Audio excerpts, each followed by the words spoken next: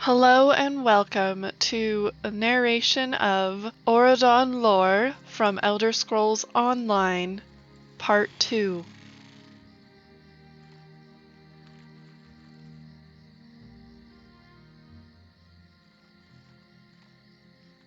Thalmor Handbill by Icantar of Shimmerin, Sapiarch of Indoctrination. Loyal citizens of the Isles, heed the statement of the Thalmor. Bear witness to the words of our new allies, the Khajiit and the Wood Elves. Integration with our new Wood Elf and Khajiiti allies continues apace. To promote alliance harmony, loyal Thalmor agents have drawn together this short list of helpful notices. Follow this mandatory guidance with cheer, and our new allies will look upon you with favor. Do not refer to Khajiit as cats, kitties, fuzzies, or any other derogatory feline-based term.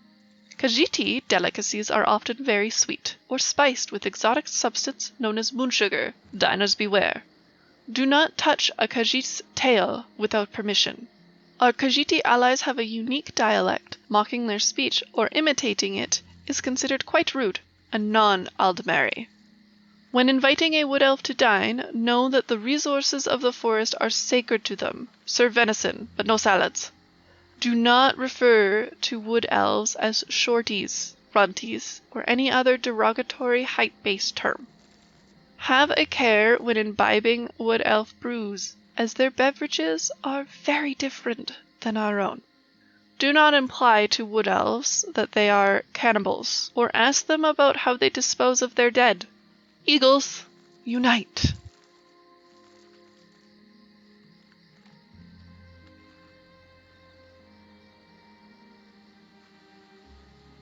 The Lay of Firsthold. Their tribulations drove the Elves cross slow-fold seas to Somerset.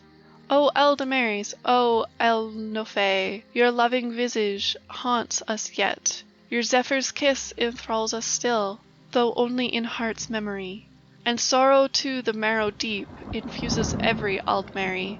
When Magnus sinks and night hour comes, and owl and spectre prowl and creep. When eyes can glaze at stars no more, then fancy flits across the deep. Whence Aldmer came to Eastern Isles, escaping doom obvious. To Auridon, hue imbued, with spectrum vivid, various. From foam it rose before the ships. 9 prows did plough the gleaming strand. Toranan stepped from foremost craft, and claimed as kinhold all the land. From silver beach to green-clad hills, begilded by the golden dawn. Auridon thus was the name bestowed upon that realm anon. Though wild it was, at once it gripped Toranan's once remorseful heart. He drew his blade, he drew his blood, and swore an oath to ne'er depart. They disembarked upon the shore, built kin house, gardens, forge, and hive. They tamed the meadows, beaches, fields, and made a home where elves could thrive. Then howling from the hills in hate, came horrors horned, bedight with eyes. Gaetus, Welwa, Iliadi, all sought the Aldmer's cruel demise. Some said they should take ship anew, and seek a farther, safer shore. But bold Toranan valor steeled, and drawing on ancestral lore, Hierogram with Varla stones he wove upon Auridon's loom, drew power down from stars above, and drove fell monsters to their doom. He harried them cross hills and heights, all smiting them with magic dire, till one by one they fell at last, to blast of lightning, ice, or fire. So warded then by spells well spun, Auridon bloomed beneath the touch of Altmer craft and husbandry, imago form and sculpture, much admired by other Altmer, were Tornan's brave achievements there, and other kinholds followed fast, on Somerset so blessed, so fair. But though those kinholds prospered well throughout the archipelago, Aldmer landfall all recall upon the Firsthold shore did show, and bold Toranan is revered for courage, wisdom, foresight, he who harnessed heaven to defend the Aldmer in extremity. Auridon, excellent abode, Marima repel, expellus all slowed.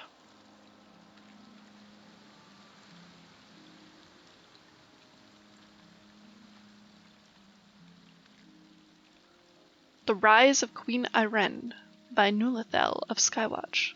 Loyal citizens of Auridon, I have the pleasure of being an advisor to Her Royal Majesty Queen Ayreen I, Eagle Primarch of the Aldmeri Dominion, High Queen of the Somerset Isles, Overfriend of the Royal Cameron House of the Wood Elven people, and boon companion to the Main of the Khajiit. As royal advisor, I have penned this brief account of Queen Ayreen's life and history. Read that you might welcome our queen into your hearts.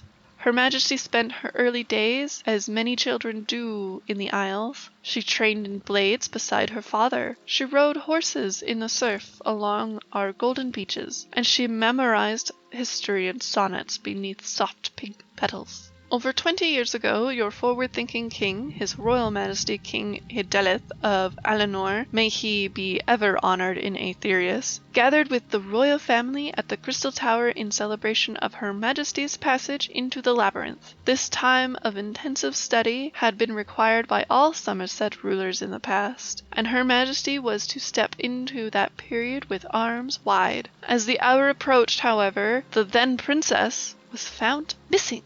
While a long search was begun, in truth Her Majesty had claimed her own destiny. Her Majesty had stolen away to the Isle of Balfiera to live with the Direni at the Adamant's Tower. The members of that clan trained her in the art of war.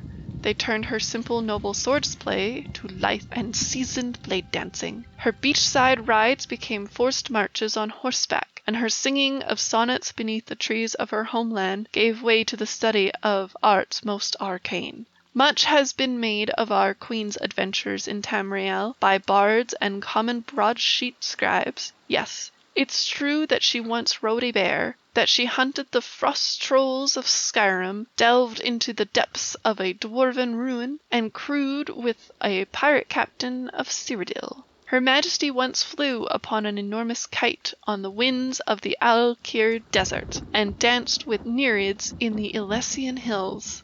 These adventures were not the larks of a wanton, but instead a deliberate process, the tempering of a blade.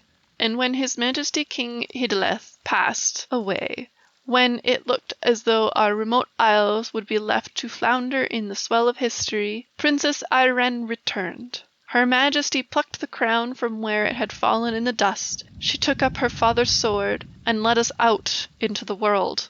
Led us into the world to find new allies waiting just off our shores. The Queen's connections to the noble Wood Elves and fierce Khajiit enabled us to form the mighty dominion that now stands astride our corner of Tamriel, poised to strike at the dark heart of Cyrodiil and ward off the depredations of warmongering alliances of the north. Though she had her detractors and cowards defamed her courage from behind a veil, Queen Ayreen is the living, beating heart of the Dominion. Our fortune and prosperity depend upon her.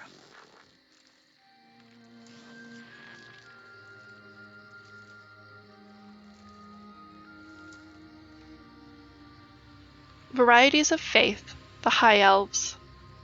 Varieties of Faith in Tamriel, the High Elves, by Brother Mackay Car Cuxor of the Imperial College, the Eight. Though few Altmer outside the Empire accept the limitations of the Divines to 8. Auriel, King of the Altmer. The Elven Akatosh is Auriel. Auriel is the soul of Anu-El, who in turn is the soul of Anu the Everything. He is the chief of most Aldmeri pantheons. Most Altmeri and Bosmeri claim direct descent from Auriel. In his only known moment of weakness, he agreed to take his part in the creation of the mortal plane, that act which forever sundered the elves from the spirit world of eternity. To make up for it, Auriel led the original Altmeri against the armies of Lorkhan in mystic times, vanquishing that tyrant and establishing the first kingdoms of the Altmer, Altmora, and the old Elnofey. He then ascended to the heavens in full observance of his followers, so that they might learn the steps needed to escape the mortal plane. Magnus.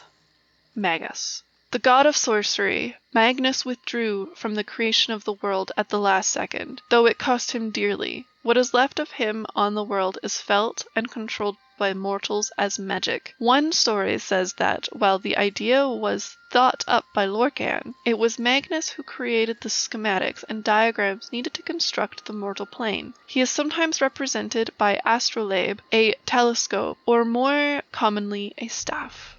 Trinamach, strong god of the early Aldmer, in some places more popular than Auriel. He was a warrior spirit of the original elven tribes that led armies against the men.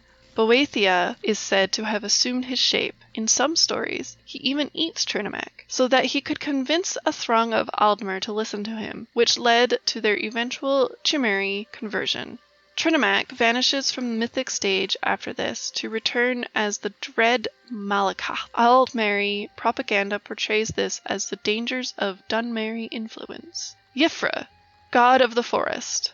While Auriel, time dragon, might be the king of the gods, Y'ffre is revered as the spirit of the now. According to the Elves, after the creation of the mortal plane, everything was in chaos. First mortals were turning into plants and animals and back again. Then Y'ffre transformed himself into the first of the Elnophae, or earth bones. After these laws of nature were established, mortals had a semblance of safety in the new world because they could finally understand it. Xerxes. Xerxes is the god of ancestry and secret knowledge. He began as a scribe to Auriel and has kept track of all Aldmeri accomplishments, large and small, since the beginning of time. He created his wife, Ogma, from his favorite moments in history. Mara, goddess of love. Nearly universal goddess, origins started in mythic times as a fertility goddess. She is sometimes associated with Ner, of the Anuad, the female principle of the cosmos that gave birth to creation. For the Altmer, she is the wife of Auriel. Stendar, god of mercy, god of compassion and righteous rule. In early Altmeri legends, Stendar is the apologist of men. Ciribane, warlock's god. An Aldmeri god ancestor of magic, Ciribane aided Bendu Olo in the fall of the Slode. Through judicious use of his magical ring, Ciribane saved many from the scourge of the Thracian plague. He is also called the apprentice's god, for he is a favorite of the younger members of the Mages Guild. Additional deities with significant Altmer cults.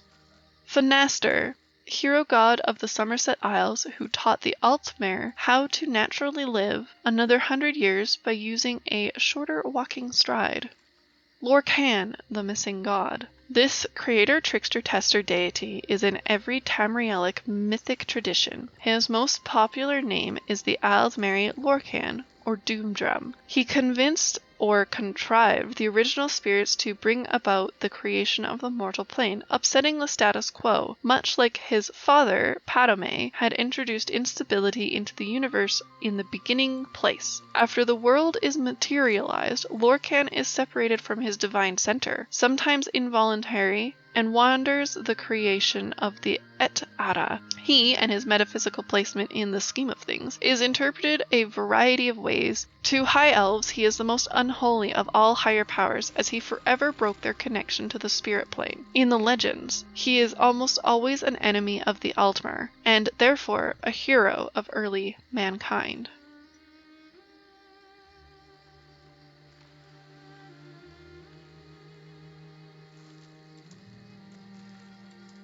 Why don the veil? Good Mer, you know why to don the veil. You know in your heart the danger facing the Isles. We have been betrayed. Our leaders now bend knee to a wastrel child, a queen of cats and midgets, an adventurer given the throne by an accident of blood, a wench more fit for a cup house than a throne room. These are our lands. The high elf, the legacy of the Aldmeri people, now must sit idle beneath the blooms. We must watch as flea-bitten mongrels from the steppes cavort in public like Mer. We must listen as the animal tongue of the woods is spoken in our streets. We did not seek, nor did we provoke this assault on our way of life. We did not expect, nor did we invite this confrontation. The true measure of a people's strength is how they rise to master the moment when it comes upon them. Master the moment, Mer of Auridon. Don the veil. Rise up against this queen, against her dominion, and retake the Somerset Isles.